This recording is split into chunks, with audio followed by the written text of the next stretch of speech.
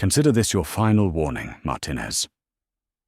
The manager leaned closer, his voice a low snarl inches from her face. "One more step out of line, fraternizing with visitors, and you're out, am I perfectly clear?" Clara froze, hands trembling behind her back. Just moments before, she had only offered a small kindness to the frail, rain-soaked old woman huddled near the entrance. How could simply helping someone cost her everything? Her job, her lifeline. Hanging by a single fraying thread, the polished marble floor of Sterling Corporation's lobby gleamed under the recessed lighting, reflecting a world of quiet, effortless wealth. Clara Martinez moved her mop across its surface, in slow, practiced arcs, the scent of lemon polish sharp in the air. Each swipe was precise, leaving a perfect streak-free shine. But behind her focused movements, her mind churned. The image of the overdue hospital bill for her mother sat heavy in her thoughts, a stark contrast to the gleaming, indifferent luxury surrounding her. This job, cleaning the grand stage where million-dollar deals were made, was more than just a job, it was a lifeline. A flicker of movement near the plush velvet sofas caught her eye. An elderly woman sat there, almost blending into the opulent background, despite her simple, faded coat. She wasn't looking at the impressive modern art on the walls or the stock ticker flashing silently above the reception desk. Instead, her gaze seemed to drift over the employees, hurrying past a quiet, almost bird-like observation in her eyes. Clara had seen her a few times before, always alone, always seated in the same general area, a silent fixture in the lobby's constant quiet hum of activity. There was a certain stillness about her that felt different from the purposeful energy of everyone else. The sharp click of expensive shoes on the marble announced the arrival of Mr. Davies, the facilities manager. His suit was immaculate, his posture rigid, his eyes scanning the lobby with an air of perpetual dissatisfaction. He barely glanced at Clara as he passed Martinez. He clipped his voice low, but carrying easily in the cavernous space. "Ensure the reception area is spotless before the 10 o'clock arrivals. No excuses?" "Yes, Mr. Davis," Clara murmured, keeping her eyes down, focusing on the rhythmic glide of the mop. He didn't wait for an answer, already striding towards the elevators, a man propelled by schedules and regulations.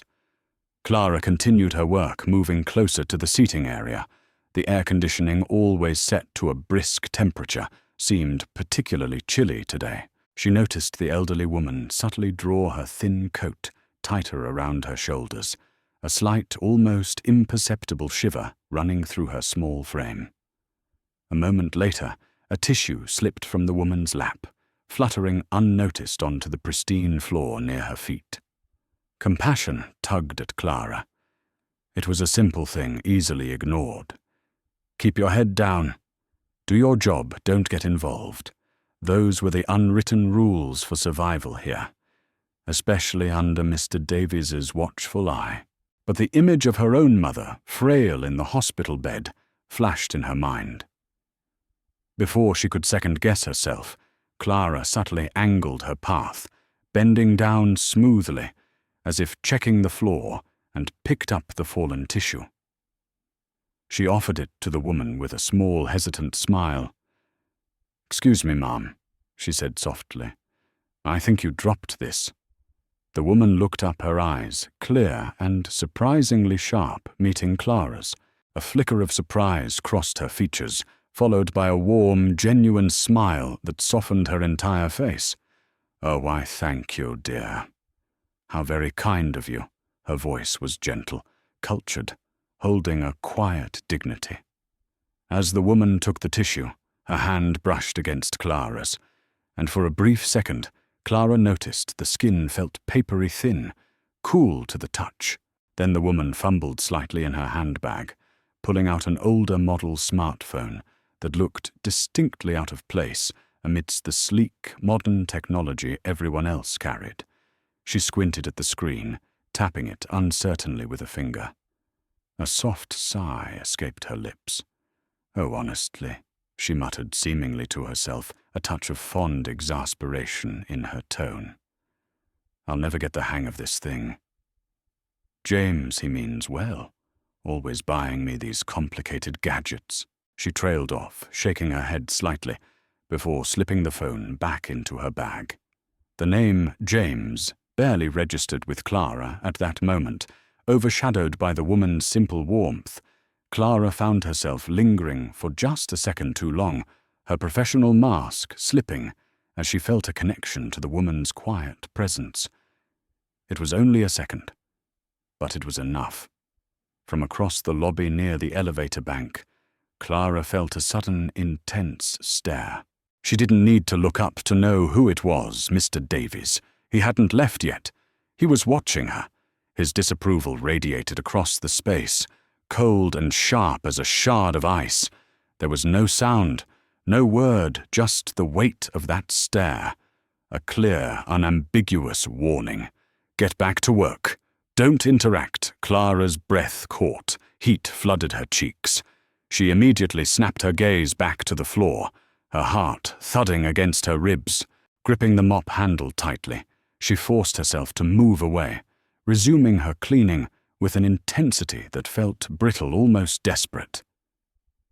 The brief moment of human connection vanished, replaced by the chilling reminder of her precarious position. She tried to push the image of the kind old woman and the manager's icy glare out of her mind, focusing only on the floor, on the scent of lemon, on the absolute necessity of being invisible. But the echo of that gentle voice and the weight of that warning glance lingered, settling uneasily within her. The day had just begun, but already the gleaming surface of her world felt treacherously thin. The following Tuesday brought a relentless downpour. Rain lashed against the tall glass windows of the Sterling Corporation lobby, blurring the bustling city outside into streaks of grey and neon. Inside, the usual quiet efficiency was tinged with the harried energy of people shedding wet coats and shaking out umbrellas. The polished floor, usually immaculate, bore the faint tracks of damp shoes, a minor chaos that Clara worked diligently to erase. Through the revolving doors came a familiar figure looking slightly more flustered than usual. It was Evelyn, wrestling with a large, expensive-looking black umbrella that stubbornly refused to collapse. Raindrops clung to her simple coat, and her cheeks were pink from the wind. She stepped aside from the main flow of traffic, battling the mechanism with quiet determination, her brow furrowed in concentration. Clara watched from across the lobby, her mop momentarily still. The image of Mr. Davies's icy glare from the previous week flashed vividly in her mind. Don't interact. Focus on your work. Stay invisible. The warnings echoed silently. Losing this job wasn't an option. Her mother's mounting medical bills were a constant heavy weight. Helping this woman, however small, the gesture felt like stepping onto thin ice. But seeing Evelyn struggle, looking so small and out of her element, amidst the powerful figures striding past without a second glance, tugged at something within Clara. Just ignore her. A voice of self-preservation whispered, "It's not your problem." Yet another part of her, the part that remembered her own mother's struggles, couldn't look away. "Oh, come on." She thought, a flicker of wry humor surfacing amidst the anxiety. "Just helping with an umbrella. Surely the boss won't breathe actual dragon fire for that, right?" Taking a deep breath, Clara leaned her mop against a nearby pillar and walked towards the elderly woman. "Keep it quick. Keep it professional," she told herself. "Excuse me, ma'am." Clara kept her voice low, respectful. "Can I help you with that?" Evelyn looked up, startled. Then her expression softened into relief. "Oh, would you? Dear, thank you. This devilish contraption seems to have a mind of its own today. She chuckled lightly, handing the umbrella over. Clara took it, noticing the fine leather handle and sturdy construction. It took a firm, practiced twist, similar to the industrial cleaning equipment she handled daily, but the mechanism finally clicked shut. She carefully shook off the excess water before handing it back. There you go, Clara said with a small smile. Oh, bless you. Evelyn breathed, her eyes crinkling at the corners. You're a lifesaver. Honestly, sometimes I think modern inventions are designed purely to frustrate. She paused, looking at Clara with genuine warmth. You're so very kind. Like Evelyn stopped abruptly, a thoughtful, almost distant look crossing her face. She didn't finish the sentence, instead offering another gentle smile. Thank you again, dear. The moment felt warm, a small island of shared humanity in the impersonal lobby. But just as Evelyn turned to walk towards her usual seating area, a cold shadow fell over Clara. She didn't need to turn around. The sudden chill in the air, the abrupt silence where footsteps should have been, was enough. Mr. Davies stood a few feet away, his arms crossed, face an unreadable mask. He watched Evelyn settle onto a sofa, then his gaze shifted, laser-focused onto Clara. He waited silent and imposing until Evelyn was seemingly out of earshot. Then he beckoned Clara with a curt nod towards a less conspicuous alcove near the service elevators. Her stomach plummeted. Martinez, he began the moment they were partially hidden from the main lobby, his voice dangerously soft. Explain yourself, Sir. Clara kept her eyes lowered, trying to keep her voice steady. I was just assisting Davies cut her off, stepping closer. Or were you perhaps wasting company time? Fraternizing, I distinctly recall giving you specific instructions last week regarding unnecessary interactions. She was having trouble with her umbrella, sir. It only took a second.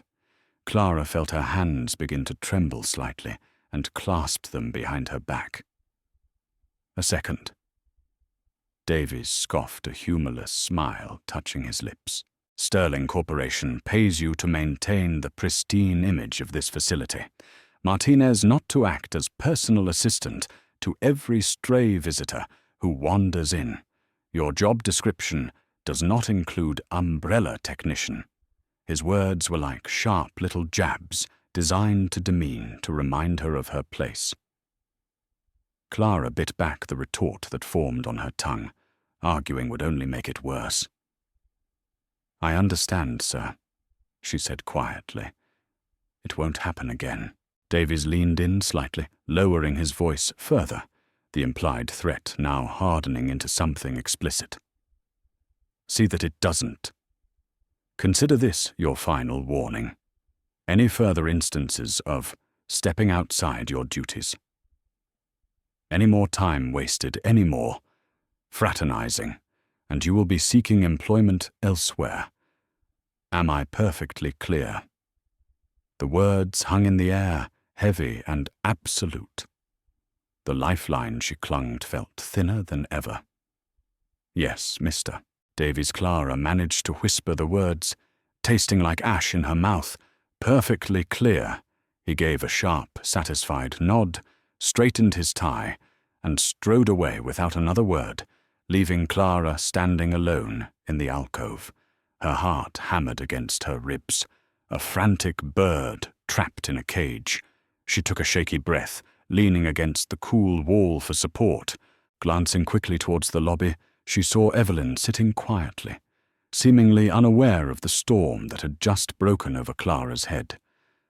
The price of kindness, Clara thought bitterly. In this gleaming world, it seemed the cost was terrifyingly high. The net she'd felt, tightening last week, now felt like it was closing in for good. The week following Mr. Davies's final warning crawled by under a cloud of suffocating vigilance. Clara felt his eyes on her constantly, a prickling sensation on the back of her neck every time she moved through the lobby. She became a model of efficiency, anticipating needs before they arose, her movements economical, her presence as close to invisible as she could manage. She cleaned with meticulous care, avoided eye contact unless necessary, and kept her thoughts carefully hidden behind a neutral expression. The hospital bills seemed to loom larger each day, a constant reminder of what was at stake. Despite the suffocating scrutiny, small moments of connection with Evelyn persisted, fragile threads woven in secret. A shared understanding glance when Mr. Davies was preoccupied on a phone call.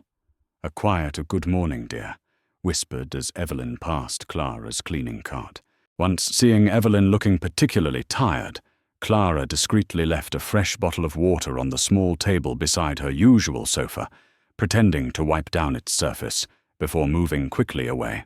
She didn't look back to see if Evelyn noticed, but the small act of defiance against Davies's suffocating rules felt like a necessary breath of air during one of these brief, hushed exchanges while Davies was momentarily distracted. Signing for a delivery, Evelyn sighed softly. "It's lovely seeing a friendly face like yours, Clara," she said, her voice barely above a whisper. "Gets a bit lonely sometimes, you know." She gazed out at the busy lobby. "My son, well, he runs such a large company, you see. Terribly busy. Barely has time for his old mother these days. Bless his heart." A faint sadness touched her eyes before she quickly composed herself, offering Clara a gentle smile that didn't quite reach them. Clara murmured a sympathetic response, but Evelyn's words snagged in her mind. Run such a large company. Combined with the incident involving the expensive umbrella and the woman's quiet air of dignity, a seed of suspicion began to sprout. That seed took root a few days later. Evelyn stood up from the sofa, preparing to leave, and as she adjusted her handbag, a small, elegant leather wallet slipped unnoticed from her coat pocket onto the plush carpet. Clara, working nearby, was the only one who saw it fall. Her heart gave a nervous leap. Another interaction, another risk. But leaving it there was unthinkable. Looking around quickly, Davies was nowhere in sight. Clara scooped up the wallet. It felt soft, expensive. As she straightened up to hand it back, it fell open slightly in her hand. Just for a fraction of a second, her eyes caught the contents. A few crisp bills, a laminated photo of a much younger man with startlingly familiar features. Undeniably, a younger version of James Sterling, the CEO whose portrait hung in the executive wing, and the corner of a platinum credit card bearing the embossed name, E. Sterling Sterling. Like the building, like the corporation, like James Sterling, Clara's breath hitched. Her mind raced, trying to connect the dots. Sterling Evelyn. Could this unassuming, lonely old woman possibly be? No, it seemed impossible. A CEO's mother wouldn't be sitting alone in the lobby day after day looking like Evelyn did. Would she? Yet the evidence was right there in her hand. "Heavens," Evelyn exclaimed, turning back as she realized her pocket was empty. Her eyes fell on the wallet in Clara's hand, and relief washed over her face. "Oh, thank you, Clara. I'd lose my head if it weren't attached." Clara handed it back, her hand trembling slightly. "You dropped this, Mrs. Sterling." She couldn't help the faint questioning note in her voice as she used the name Evelyn.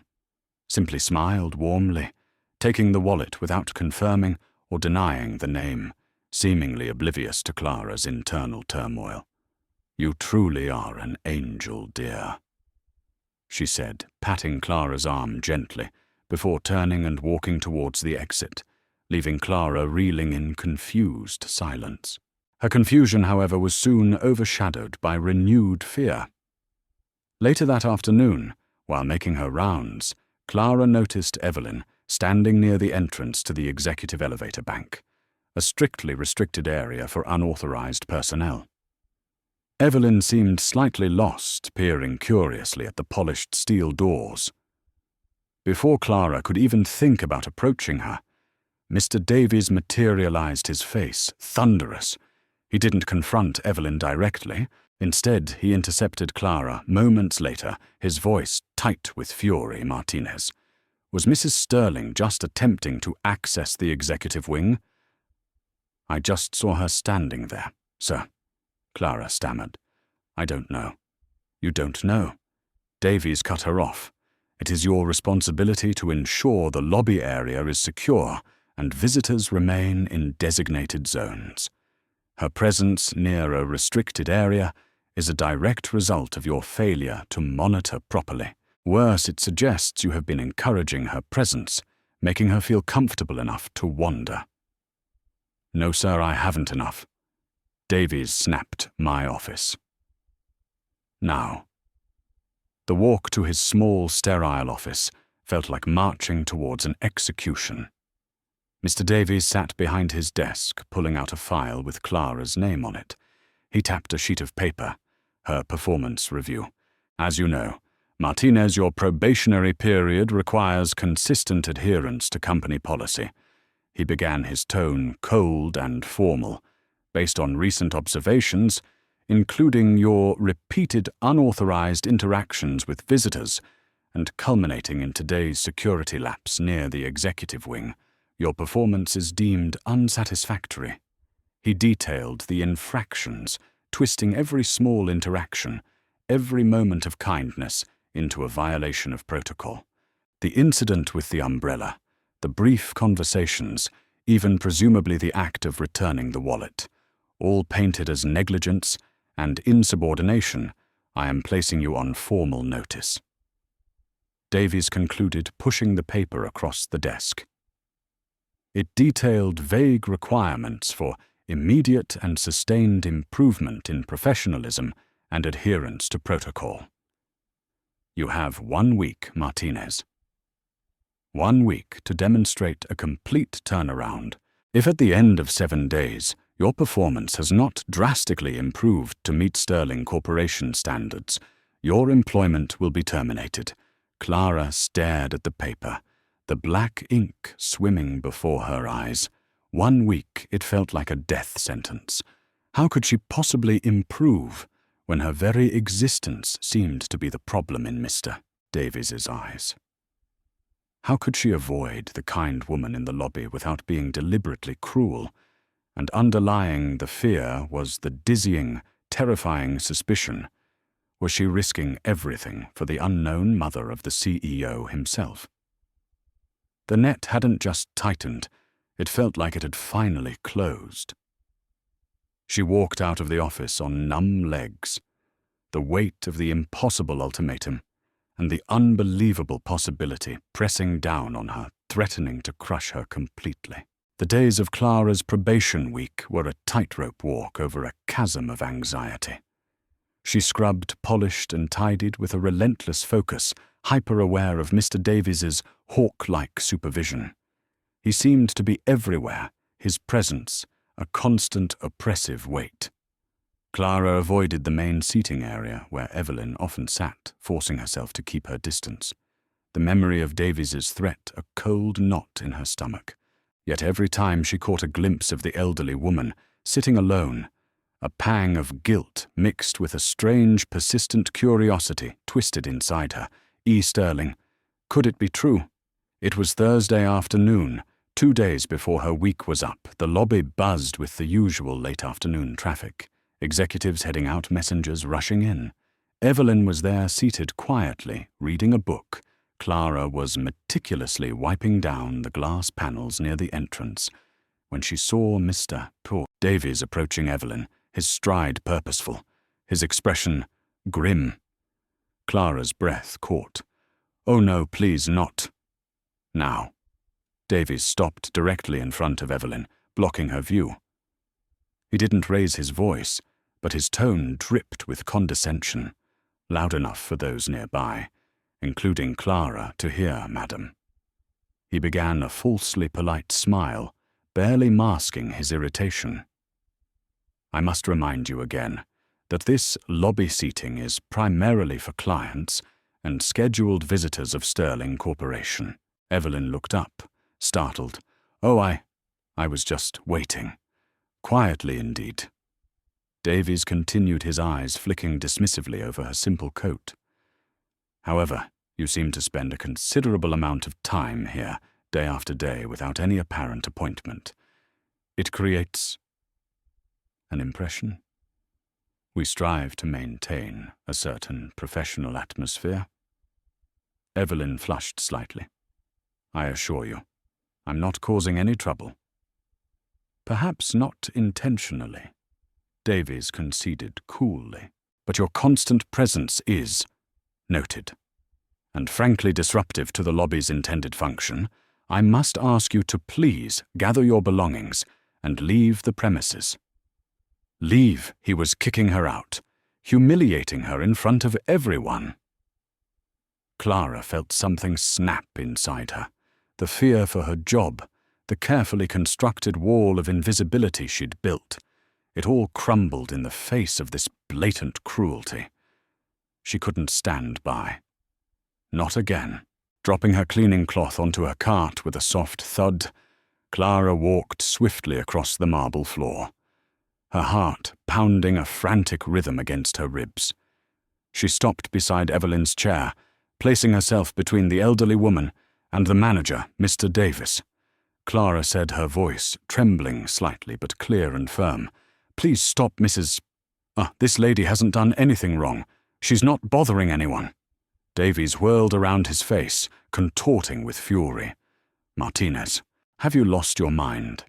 I warned you. I explicitly forbade you from interfering. This is blatant insubordination."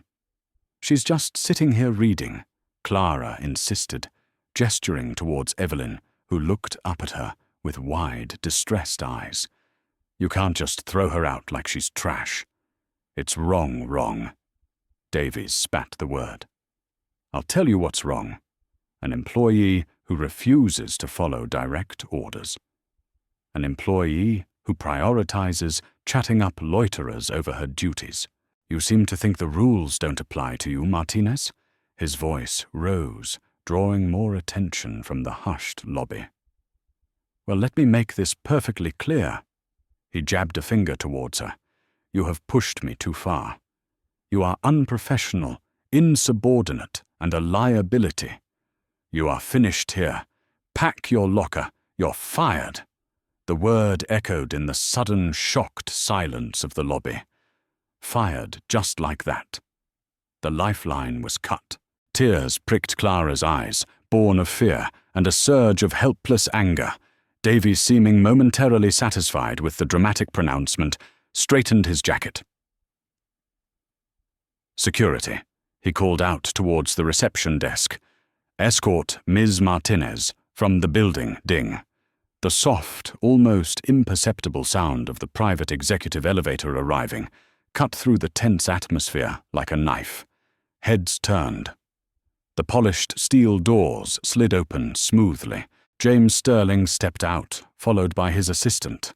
Tall, impeccably dressed, his sharp eyes immediately took in the scene, the stunned onlookers, his furious facilities manager, a visibly upset cleaning woman, and his mother looking small and distressed on the sofa.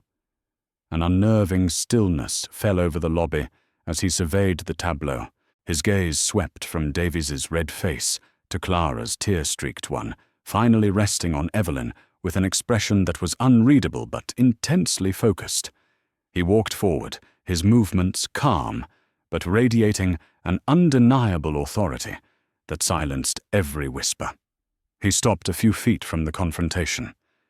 Mr. Davies James Sterling's voice was low, dangerously quiet, yet it commanded the attention of everyone present. "What precisely is going on here?" Davies visibly flinched. He scrambled to regain composure, plastering on an obsequious expression. "Mr. Sterling, sir, just a minor disciplinary matter. This employee," he gestured dismissively towards Clara, has repeatedly violated company policy, shown gross insubordination. I was forced to terminate her employment. And, this woman," he added, nodding vaguely towards Evelyn, trying to minimize her presence, was causing a slight disturbance. Refusing to leave. James Sterling's eyes didn't leave Davies's face. He listened patiently, his expression hardening with each word, when Davies trailed off a chilling silence, stretched for a beat. Then James spoke again, his voice still quiet but laced with steel. This woman, he repeated the words, sharp, precise. He took a step closer, his gaze unwavering. "Mr. Davies," a slight pause, pregnant with menace. "That's my mother." The revelation dropped into the stunned silence, like a physical blow. A collective gasp rippled through the onlookers. Davies's jaw dropped, the color draining instantly from his face, replaced by a mask of pure, unadulterated terror. His eyes darted wildly between James and Evelyn, as if seeing her for the very first time. Clara stared frozen. Her mind struggled to catch up the pieces, slamming into place with dizzying force. E. Sterling, the photo, the busy son who ran the company. It was true, all of it. The kind, unassuming woman she had risked everything for was the mother of the CEO. The floor seemed to tilt beneath her feet, the entire world shifting on its axis in that single shattering moment of revelation. The silence that followed James Sterling's revelation was absolute, thick with disbelief, and the palpable terror radiating from Mr. Davies' onlookers stood frozen eyes wide. James Sterling's calm, however, was unnerving. With a low murmur to his assistant, a capable-looking young woman who materialized at his side, he instructed Sarah, "Please escort my mother up to my private office. Make her comfortable." He then turned his steely gaze back to the trembling facilities manager. "Mr. Davies, you will wait for me in the main conference room. Do not leave." His voice allowed no argument. Finally, his eyes found Clara, who was still standing, numbly trying to make sense of the impossible reality. "And you," he said, his tone softening almost imperceptibly. "Miss Martinez, is it?" Clara could only manage a numb nod. Sarah James instructed his assistant again. "Please take Miss Martinez to the small meeting room on the executive floor. See that she has some water." Being gently guided away by the efficient assistant felt surreal. Clara moved like she was underwater, aware of the curious and pitying glances following her as she was led towards the restricted executive elevators. The doors slid shut, sealing her away from the chaos of the lobby and the wreckage of her career, or what was left of it. She was shown into a quiet, tastefully decorated room with comfortable chairs and a polished table. Sarah brought her a glass of water, with a quiet, professional smile, before leaving her alone, closing the door softly behind her. Clara sank into one of the chairs, the silence amplifying the frantic pounding of her own heart. Fired, the word still echoed. And yet, his mother, that kind, lonely woman, was Evelyn Sterling, mother of the billionaire CEO James Sterling. It defied belief. She replayed the events of the past weeks. Evelyn's simple clothes, her quiet sadness, the mention of her busy son, the wallet, the name. It all clicked into place with a horrifying, dizzying clarity. She had risked her desperately needed job, faced down Mr. Davies, and gotten herself fired, all while defending the incognito mother of the man who owned the entire building. The irony was staggering. Fear warred with a strange sense of vindication. She had done the right thing. Even now, knowing the truth, knowing she was jobless, she couldn't bring herself to regret shielding Evelyn from Davies's cruelty. But regret wouldn't pay her mother's hospital bills. What now? Would Mr. Sterling press charges? Would she be blacklisted? Time stretched, measured only by the frantic thudding in her chest and the silent hum of the building's ventilation. She drank the water, the cool liquid doing little to calm the turmoil inside. Finally, after what felt like an eternity, the door opened again. It was Sarah, Miss Martinez. "Mr. Sterling and Mrs. Sterling would like to see you." Now Clara's legs felt unsteady as she stood smoothing down her simple uniform, the uniform of a job she no longer had. She followed Sarah down a plushly carpeted corridor to a large, imposing office door. Sarah knocked softly and opened it. James Sterling stood by the window, looking out at the rain-streaked cityscape. Evelyn Sterling sat on a luxurious sofa, looking much more composed now, though her eyes held a residual sadness.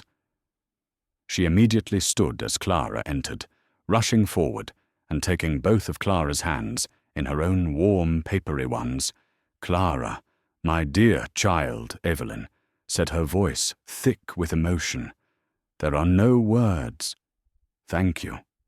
Thank you for your courage, for your incredible kindness.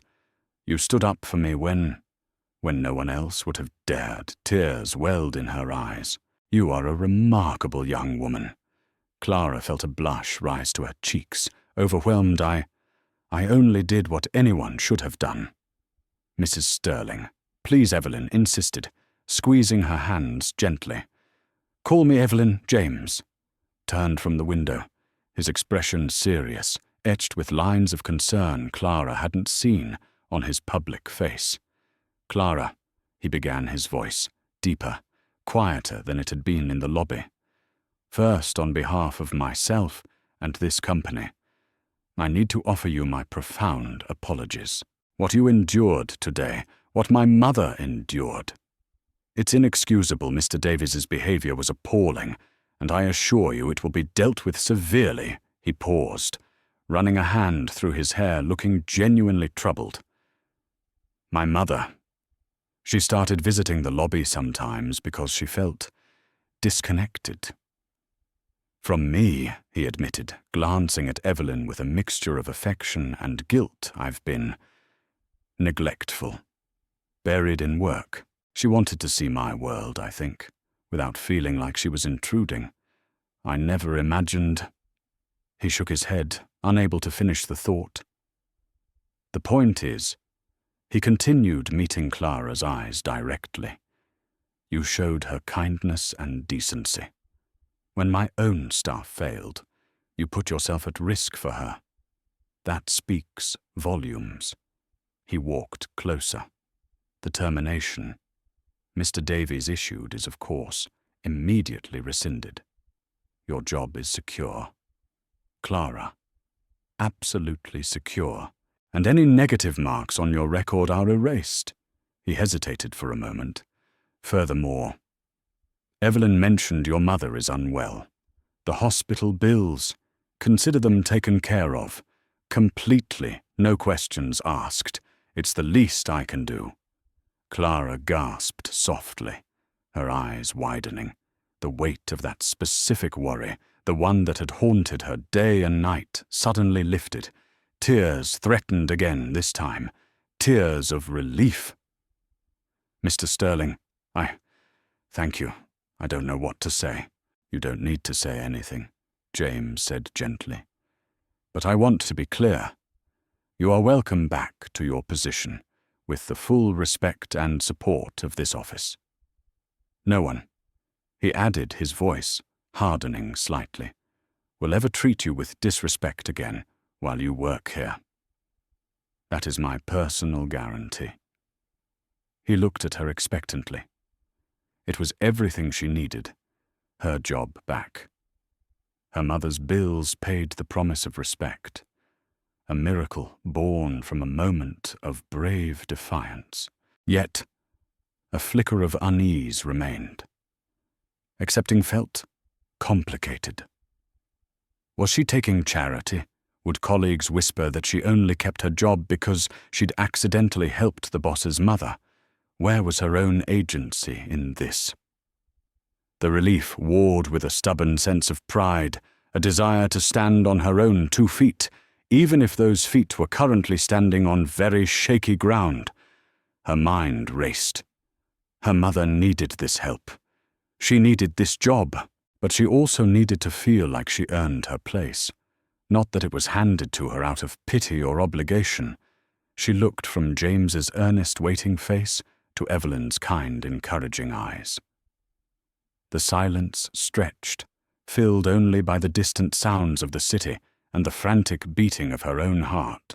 The choice was hers. A crossroads presented by kindness, complicated by pride and necessity. Clara took a deep, steadying breath, gathering her thoughts, preparing to speak the words that would shape her future. Clara took another deep breath, meeting James Sterling's expectant gaze and Evelyn's kind eyes. The whirlwind of the past hour settled into a fragile calm within her. She knew what she had to do. Mr. Sterling, Evelyn. She began, her voice quiet but steady. Thank you, your generosity.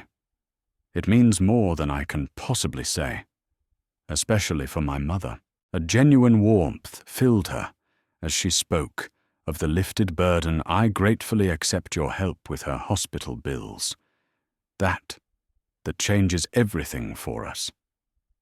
She paused, choosing her next words carefully.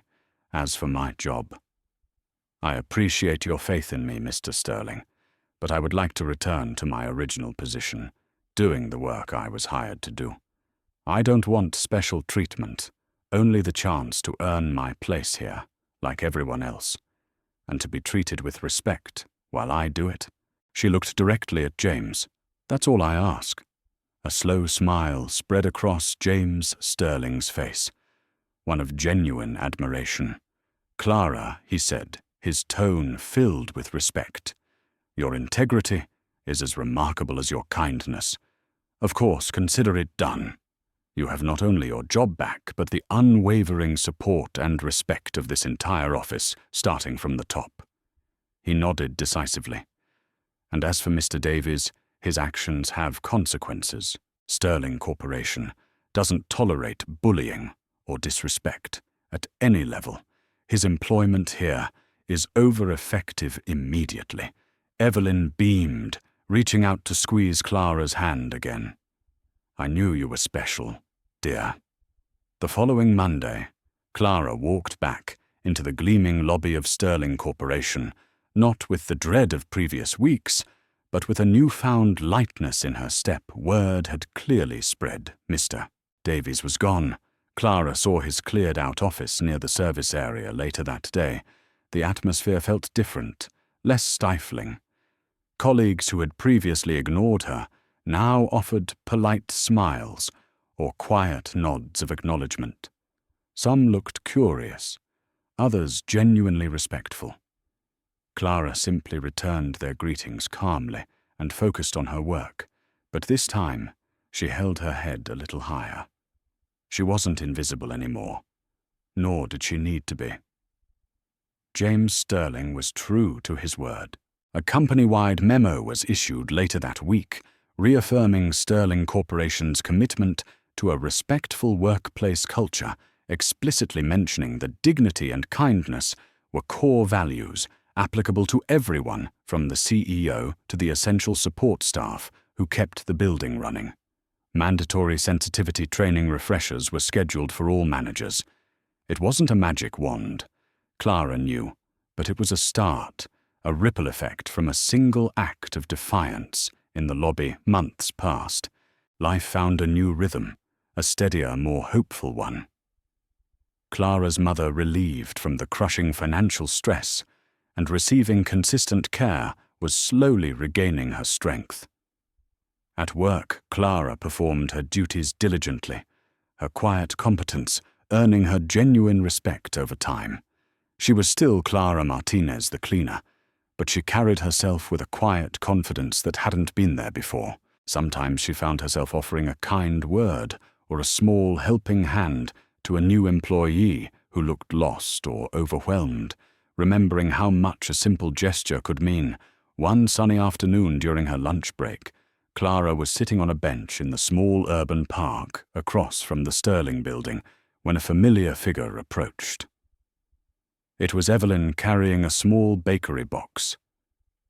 "Thought I might find you here," Evelyn said, her eyes twinkling as she sat down beside Clara, enjoying the sunshine. "Yes, Evelyn. It's a beautiful day," Clara smiled warmly. Their connection had blossomed into a genuine, easy friendship, built on mutual respect and shared moments. Evelyn often stopped by for brief chats, sharing stories, or simply enjoying a companionable silence. Evelyn opened the box, revealing 2 slices of delicious-looking carrot cake. "I tried my hand at baking again," she announced proudly. "Though I can't guarantee it's as good as that fancy chef James hired." Clara laughed, accepting a slice. "I'm sure it's much better." "Evelyn, thank you." They ate in comfortable silence for a moment, watching the city life flow around them. "You know," Evelyn said, dabbing her lips with a napkin, a mischievous glint in her eye, "James seems less grumpy these days. Maybe seeing a bit of kindness around the office actually did him some good." She leaned closer, conspiratorially. "But if you ever catch him looking too stressed again, you just let me know, dear. His mother might need to have a word." Clara chuckled the sound light and free, looking at Evelyn, thinking of her mother's improving health, feeling the quiet satisfaction of her work and the respect she had earned. Clara felt a profound sense of peace.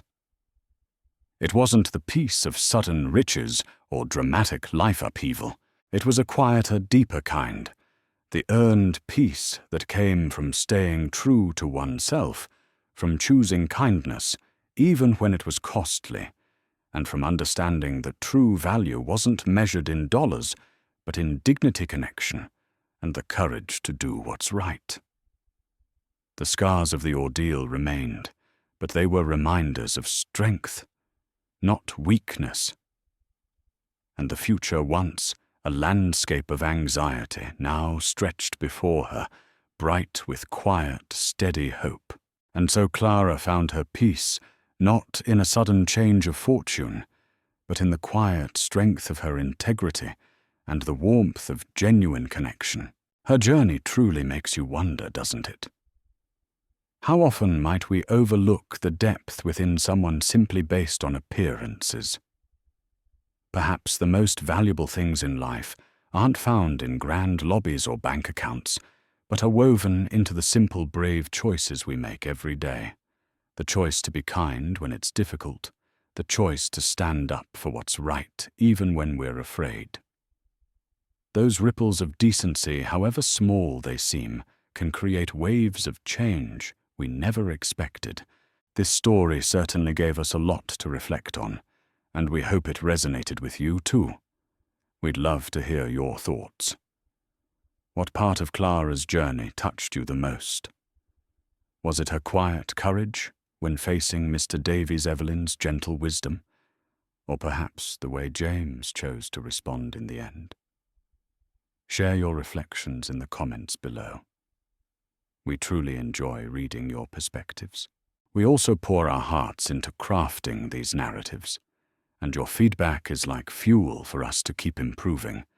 Is there anything about the story, or the way it was told today, that you particularly enjoyed, or maybe have suggestions on how we can make future stories even more engaging for you?